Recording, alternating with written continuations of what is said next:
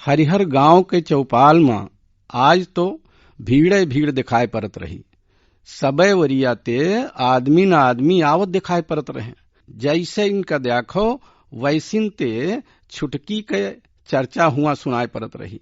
कुछ जने तो वही के साहस को सराहत रहे और कुछ जने वही के समर्पण के। शासनों कहती ते वही के सम्मान समारोह में यहाँ मंत्रियों तक आई रहे। पूरा गाँव जैसे नई नवेली दुल्हन की तिना सजावा गवा रहा है।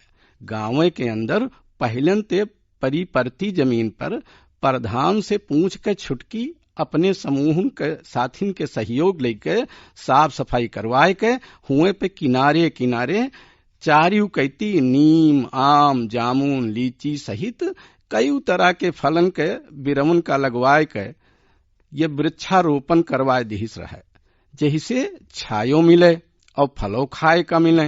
साथे में गर्मियों से बचे खातिर छायो बनी रहे।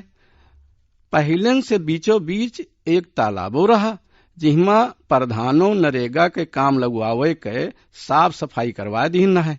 छुटकी सबका प्रेरित करे के तालाब के किनारे किनारे चारियों कहती गेंदा गुलाब बेला चमेली हर सिंगारो और रात रानियों जैसे फूलन का लगवाए के बहुत सुंदर बाटका बनवा दी, जैसे वही के सुंदरता और बढ़ गए। अब तो संहलौके तक लोगन के भीड़ो हुआ बढ़े लाग। जे आवत सबे को छोटकी के सूझबूझ और वृक्षारोपण के बहुते प्रशंसा करत नाहिन थकत। प्रधानों हुए पर चौपालो बनवाए दिहिन। आज हुए पे चौपाल में यहाँ सब कार्यक्रम रखा गवा रहा। गांव के प्रधान पंच बिलाग प्रमुख और छोट बड़े सबे नेतन के बहुते भीड़ दिखात रही। छोटकी के अम्मो बप्पा कहीं बड़े आदर सत्कार उते मंचों के सामने कुर्सिन पे यहाँ बिठावा गवा। अब वही मंत्रियों के आवे में यहाँ कुछ देर रही, तब तहाँ कुछ छोटकए नेतवा मैकवा पकड़े आपन आपन भड़ास निकारत रहे। साथे साथ आखिरी तक छोटकी के प्रशंसा करे से को नहीं चूके।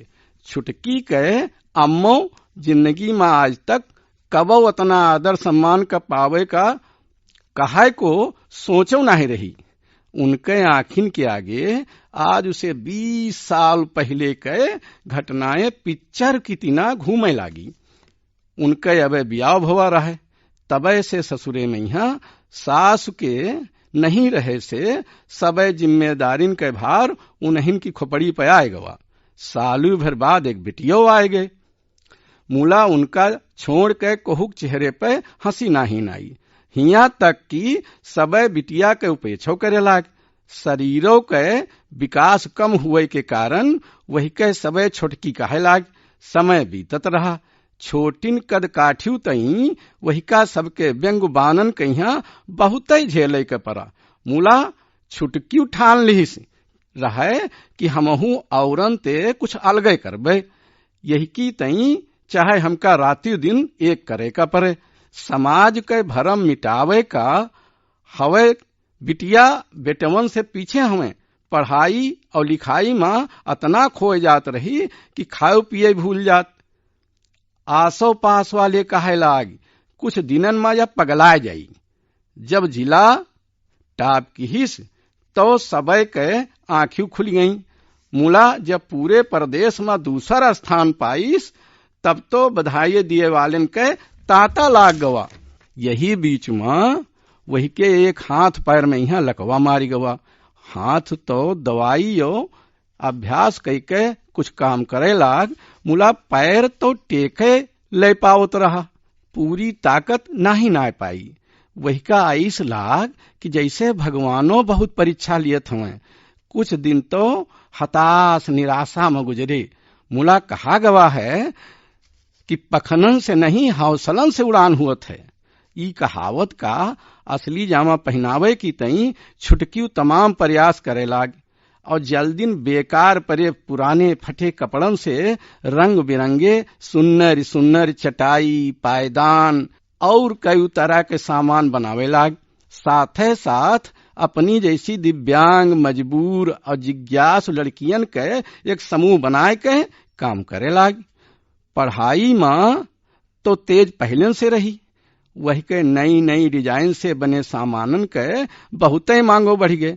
दिन बीतत रहे, धीरे धीरे गांवन गांवन से जिला और प्रदेश तक बहुत से समूहन का बनवान के दिव्यांग और असहायकन के सम्मान से जिए के कई राहन का खोल दिस।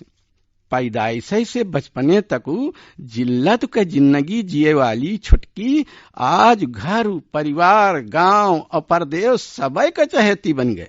बैसाखी लेके चले वाली वह छोटे कद के छुटकी कब बहुतन के सहारा बन के बड़की बन गए को नहीं जान पावा। और जब तक जाने तब तक अपने मजबूत इरादन से अतनी ऊंचाइयां पाए गए कि वही का व्यंग से छोटक्यू कहे वाले आज वही के जय वाले में अपन शान समझत हुए।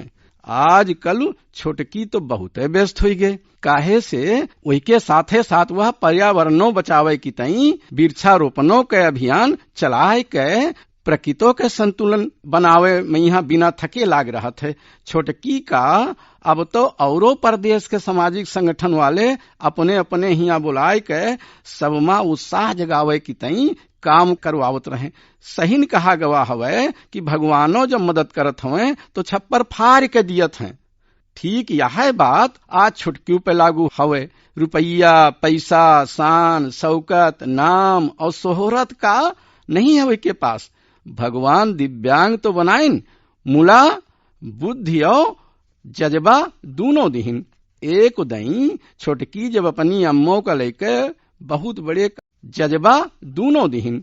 एक दई छोटकी जब अपनी अम्मों का लेकर बहुत बड़े कार्यक्रम में गए रहे और हुआ अतने उत्साह में बोले लाग कि अम्मो जोसाय के बिटिया के पीठ ठोके लागी। हुआ पर छुटकी सबका समझावत रही, देखो बहनों, हमारी बातन का ध्यान से सुनो और गुनो तो कब आपन सिर ना धुनो। भाग्य कहीं बस हाथन की लकीरन में न देखो। जिनके हाथ नहीं हाथ वी नहीं जियत हुए, जिनके पैर नहीं हाथ कावी नहीं चलत हैं। सब जने कुछ धर्म शास्त्रों का तो पढ़े हुई हो। राजा जनक का विदेह कहा जात रहा, वी अतने बड़े ज्ञान रहे। मुला उन्हू का अध्यात्म के ज्ञान दिए वाले 8 जगह से दिव्यांग अष्टावक्र हैं। पहले तो अष्टावक्र का देखिन के सबे सभा हंसे लाग। मुला जब उनके तर्कन और ज्ञान के बानी सुनिन तो सब अचंभित हो गए। विदेह राजों सहित उनके चरणन में गिर गए। यही सेनु कहा जात हवे कि राजा तो अपने देश में यहाँ मुला ज्ञानी के सबे जगह आदर हुआत हवे। इके भी शारीरिक और मानसिक दिव्यांगता कबो आड़े नहीं नावत है। यह नहीं, पैरा ओलंपिक खेले में दिव्यांगन के जीवट भरा प्रदर्शन भला को भुला सकत है। सोने के तमगा जीत के कत्ता धमाल मचाइन का वही का भूल गयो। वासल रस के महान कवि सूरदास का हिंदी साहित्य के सूरज कहा गवा। हमारिन तिना तुमहु सबको आज संकल्प लेके आगे बढ़ो। सफल तो आप सबे के इंतजार कर रही हवे। अचानक अम्मों का झटका लागू। देखिन तो हसत हसत छुटकी अम्मा का झंझोड़ रही रहे। उठो अम्मा, मंत्री जी कब आए गए हमें, तुम कहाँ खो गई रहो। मंत्री सहित हुआ आए सबे गणमानियों ने छुटकी और वही के अम्मा बप्पा का फूल मालन से खूब लाद दिहिन। पुरस्कार और वाहवाही अलग से किहिन। जाति जाति मंत्रियों हिया तक कही गए कि जल्दीन मुख्यमंत्री भी छुटकी के विकास महिला के सम्मान कई के आगे औरों सबका बढ़ावे तई सहायता मुहैया करई है। मंत्री जी भले चले गए, तबो छुटकी के जय जयकारन ते सगरियू सभा गूंजत रही। और वैसी छुटकी अपनी बप्पा अम्मा के बीच एक नई सुबह केरे सपने में खोए गए रहे।